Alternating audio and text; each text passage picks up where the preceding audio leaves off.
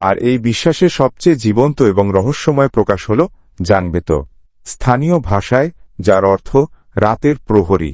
আপাতদৃষ্টিতে এটি শুধু খড়ের তৈরি একটি কাঠামো, কিন্তু এর আসল পরিচয় আরও অলৌকিক। দেখুন, এটি একা একাই চলাফেরা করছে, কিন্তু তারা বলে এর ভেতরে কোনো মানুষ নেই। তবুও এটি জীবন্তের মতো আচরণ করছে। তাদের মতে জাংবেতো হল গ্রামের রক্ষাকর্তা, অশুভ শক্তি, চোর ডাকাতদের হাত থেকে সে সমাজকে রক্ষা করে। এটি কোনো কালো জাদু নয়, বরং সম্প্রদায়ের জন্য এক পবিত্র প্রহরী। বিজ্ঞানের যুগেও এই রহস্যের কোনো ব্যাখ্যা মেলেনি। প্রতি বছর জানুয়ারিতে ঐদাহোতে বসে জাতীয় ভুডু উৎসব। এই উৎসবে তারা যে জাদুগুলো দেখায় তার মধ্যে অন্যতম হলে জীবন্ত শিশুদেরকে পুড়িয়ে আবার জীবন্ত করার জাদু। তবে আমার এর সত্যতা নিয়ে অনেক প্রশ্ন রয়েছে, যদিও তারা কাউকে সেসব প্রশ্নের উত্তর দেয় না এবং এরা নিজেরাও সেসব প্রশ্নের উত্তর খোঁজার জন্য আগ্রহী নয়।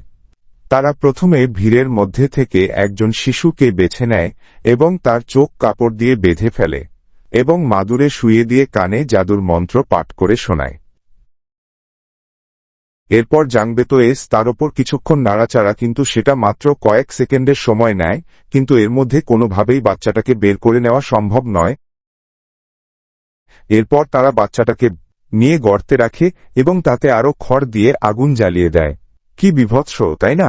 এখন প্রশ্ন হচ্ছে, এই উৎসব প্রতি বছর পালিত হয়, যদি শিশুটি মারা যায় তাহলে পরের বছর অন্য শিশু কেন আসবে নিজেকে এই বলির স্বীকার করে বিলিয়ে দিতে? সারা বিশ্ব থেকে মানুষ আসে এই প্রাচীন ধর্মকে জানতে ও বুঝতে।